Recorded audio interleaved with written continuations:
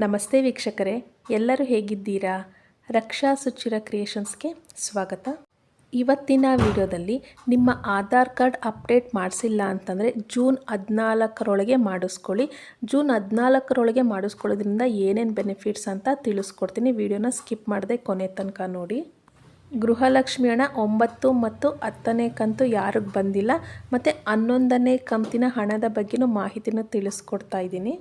ಹಳೆ ವೀಡಿಯೋಸ್ಗಳನ್ನ ಅಪ್ಲೋಡ್ ಮಾಡಿದ್ದೀನಿ. ಗೃಹಲಕ್ಷ್ಮಿ ಗೃಹಜ್ಯೋತಿ ವೀಡಿಯೋಸ್ಗಳು, PUC ನಂತರ ಶಾರ್ಟ್ ಟರ್ಮ್ ಕೋರ್ಸ್ಗಳನ್ನ ಯಾವ್ದು ಮಾಡಬಹುದು, ವಿರುದ್ಧ ಆಹಾರಗಳ ಬಗ್ಗೆನೂ ವೀಡಿಯೋಸ್ಗಳು, ಸಾರಿ ಕುಚ್ ವೀಡಿಯೋಸು, ಬ್ಲೌಸ್ ಎಂಬ್ರಾಯ್ಡ್ರಿ ವೀಡಿಯೋಸ್ಗಳನ್ನೆಲ್ಲ ಅಪ್ಲೋಡ್ ಮಾಡಿದ್ದೀನಿ.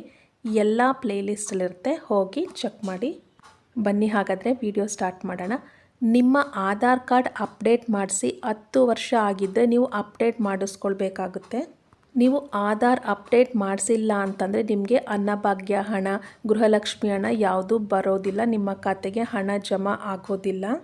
ನಿಮ್ಮ ಆಧಾರ್ ಕಾರ್ಡ್ ಅಪ್ಡೇಟ್ ಮಾಡಿಸ್ಬೇಕಾಗಿದ್ದರೆ ಜೂನ್ 14ರೊಳಗೆ ಅಪ್ಡೇಟ್ ಮಾಡಿಸ್ಕೊಳ್ಳಿ. ಯಾಕೆ ಅಂತಂದರೆ ಜೂನ್ 14ರೊಳಗೆ ದುಡ್ಡು ತಗೊಳ್ಳೋ ಹಾಗಿಲ್ಲ, ಫ್ರೀಯಾಗಿ ನಿಮಗೆ ಮಾಡಿಕೊಡ್ತಾರೆ. ಅಕಸ್ಮಾತ್ ಜೂನ್ 14 ಆದರೆ ನಿಮ್ಮ ಕಾರ್ಡೇನು ಡೆಡ್ ಆಗೋದಿಲ್ಲ, ಆದರೆ ನೀವು ದುಡ್ಡು ಕೊಡಬೇಕಾಗುತ್ತೆ. ಜೂನ್ 14ರೊಳಗೆ ಮಾಡಿಸ್ಕೊಂಡ್ರೆ ಏನಾದರೂ ಅಪ್ಡೇಟ್ ಮಾಡಿಸ್ಬೇಕಾದ್ರೆ, ಬಯೋಮೆಟ್ರಿಕ್ ಏನಾದರೂ ಮಾಡಿಸ್ಬೇಕಾದ್ರೆ 14ರೊಳಗೆ ಮಾಡಿಸ್ಕೊಳ್ಳಿ.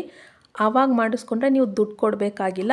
14ರ ನಂತರ ಅಂದರೆ ಜೂನ್ 14ರ ನಂತರ ನೀವೇನಾದರೂ ಅಪ್ಡೇಟ್ ಮಾಡಿಸಿದ್ರೆ ನೀವು ದುಡ್ಡನ್ನ ಪೇ ಮಾಡಬೇಕು.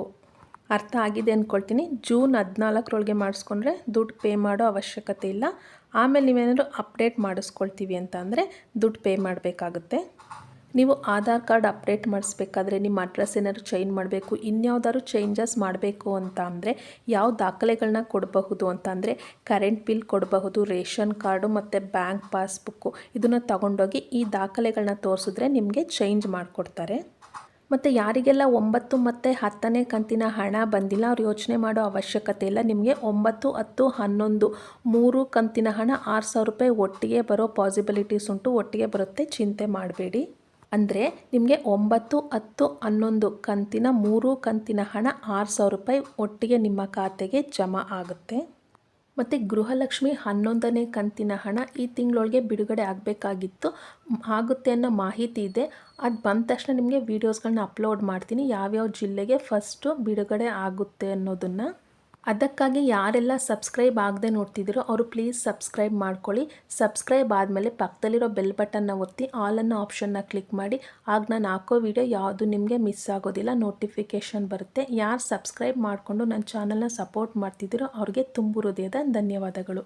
ಈ ವಿಡಿಯೋ ಇಷ್ಟ ಆದರೆ ಒಂದು ಲೈಕ್ ಮಾಡಿ, ಏನಾದರೂ ಡೌಟ್ ಇದ್ದರೆ ಕಮೆಂಟ್ ಮಾಡಿ. Thank you for watching.